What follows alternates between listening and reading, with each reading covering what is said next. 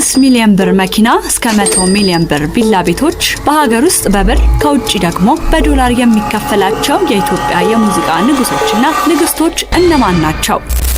ዛሬ በኢትዮጵያ የሙዚቃ ታሪክ ውስጥ ከፍተኛውን ሀብት ያፈሩትን 10 አርቲስቶች ከ10ኛ እስከ 1ኛ ደረጃ አስቀምጠናል። የትኛው አርቲስት ስንተኛ ደረጃ ላይ የተቀመጠ ይመስላችኋል? መልሱን አብረን እናያለን። በ10ኛ ደረጃ ላይ ያስቀመጥናት ሔዋን ገብረመድህን ስትሆን ወጣቷ ድምፃዊ ሔዋን ገብረመድህን በቅርብ ጊዜ በለቀቀችው ተወዳጅ ስራዎቿና በተለያዩ ግዙፍ የኮንሰርት መድረኮች ላይ በምታሳየው ድንቅ የመድረክ ብቃት ዳጎስ ያለ ገንዘብ ማከማቸት ችላለች። ይህች አርቲስት ወደ 5.6 ሚሊዮን ብር የሚገመት ፎርድ F150 የተሰኘ ዘመናዊ መኪና ታሽከረክራለች። በ9ኛ ደረጃ ላይ ያስቀመጥነው ጃኪ ጎሲ ሲሆን በተለያዩ ባህላዊና ዘመናዊ ሙዚቃ ስራዎች የሚታወቀው ጃኪ ጎሲ በሀገር ውስጥ ብቻ ሳይሆን በተለይም ከሀገር ውጭ ባሉ ሰሜን አሜሪካና የአውሮፓ ሀገራት በሚያደርጋቸው ስኬታማ የሙዚቃ ቱሮች በርካታ ሚሊዮን ዶላሮችን መሰብሰብ ችሏል። በተለይም እንደ አሞራው ባሉ ተወዳጅ ዘፈኖቹ በህዝብ ዘንድ ትልቅ ቦታ አለው። በ8ኛ ደረጃ ላይ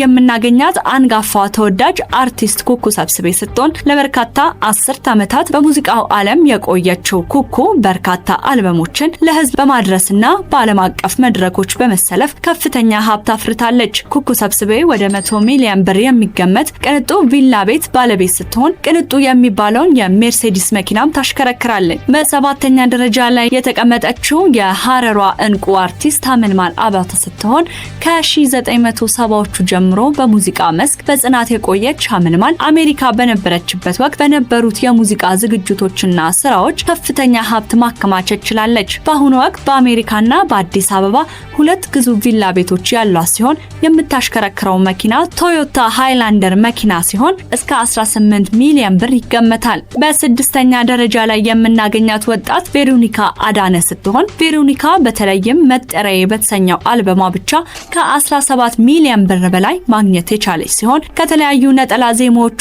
ከዲጂታል ገቢዎችና በተለያዩ መድረኮች ከሚሰጡ ሽልማቶች አማካኝነት ዳጎስ ያለ ሀብት ማግኘት ችላለች። ወደ ዋናዎቹ 5 ከፍተኛ ሀብታም አርቲስቶች ከመሸጋገራችን በፊት ቪዲዮን ላይክ ማድረጋችሁና ለቻናላችን አዲስ ከሆናችሁ ሰብስክራይብ ማድረጋችሁን አትርሱ። በ5ኛ ደረጃ ላይ የተቀመጠው ተወዳጁ ድምፃዊ ዳዊት ጽጌ ሲሆን ዳዊት በአንድ አልበም ብቻ ስሙን በዓለም አቀፍ ደረጃ ማሳወቅ የቻለ አርቲስት ሲሆን በአሜሪካ በካናዳና በአውሮፓ በሚያደርጋቸው ግዙፍ ኮንሰርቶች ገቢውን በዶላር ማድረግ ከጀመረ ሰንብቷል። ዳዊት ከ15 ሚሊዮን ብር በላይ የሚያመጣ ሜርሴዲስ መኪና የሚያሽከረክር ሲሆን ሲሲዲ አካባቢ በሚገኝ ቅንጡ መኖሪያ ቤት ውስጥ ይኖራል። በ4ኛ ደረጃ ላይ ያስቀመጥነው የኢትዮጵያን ሂፕሆፕ ባህል ወደ ዓለም ያበቀለው ልጅ ሚካኤል ሲሆን የኢትዮጵያ ራፕ ንጉስ በመባል የሚታወቀው ልጅ ሚካኤል በኤምቲቪና በኤኤምኤ ሽልማቶች የታጨ ሲሆን በ2020 ደግሞ የዓመቱ ምርጥ የአፍሪካ አርቲስት ተብሎ ተሸልሟል። ከዓለም አቀፍ የኮንሰርት ጉብኝቶች ከትብብር ስራዎችና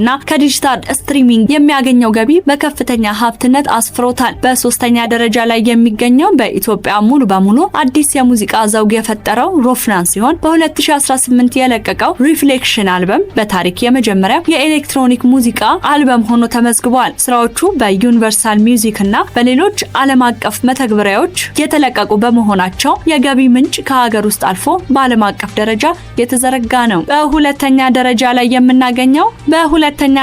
ላይ የምናገኛት አንጋፋዋ አስቴር አወቀን ሲሆን ካቡ የተሰኘው አልበሟ በቢልቦርድ የዓለም ሙዚቃ ደረጃ ላይ ለ10 ሳምንታት በአንደኝነት መቆየት ችሏል። ለ40 ዓመታት ያህል በዓለም ዙሪያ ካቀረበቻቸው ኮንሰርቶችና ከአልበም ሽያጭ ከተገኘ ግዙፍ ገቢ በከፍተኛ ሀብትነት አስፍሯታል። በአንደኛ ደረጃ ላይ የምናገኘው የሚጠበቀው ቴዲ አፍሮ ሲሆን በ2005 የተለቀቀው ያስተስረያልና በ2017 በቢልቦርድ የዓለም የአልበሞች ደረጃ አናት ላይ የተቀመጠው ኢትዮጵያ አልበም ለስኬቱ ማረጋገጫዎች ናቸው። ሀብቱን ከ3 እስከ 12 ሚሊዮን ዶላር ይገምቱታል። በአያት አካባቢ የሚገኝ ቅንጡ ቪላ፣ ሬንጅ ሮቨር እና ሜርሴዲስ ቤንዝ መኪናዎችን ያሽከረክራል። የኢትዮጵያ ሀብታም አርቲስቶች ዝርዝር ይህንን ይመስላል። እናንተስ የትኛው ስም አስገርሟችኋል? ሐሳባችሁን በኮሜንት ላይ ያጋሩን። ቪዲዮ ከተመቻችሁ ላይክ እና ሼር ማድረጋችሁን አትርሱ። በቀጣይ የመዝናኛ ዜናዎች እንዲደርሷችሁ ላይክ፣ ሼር፣ ሰብስክራይብ በማድረግ ቤተሰብ ይሁኑ።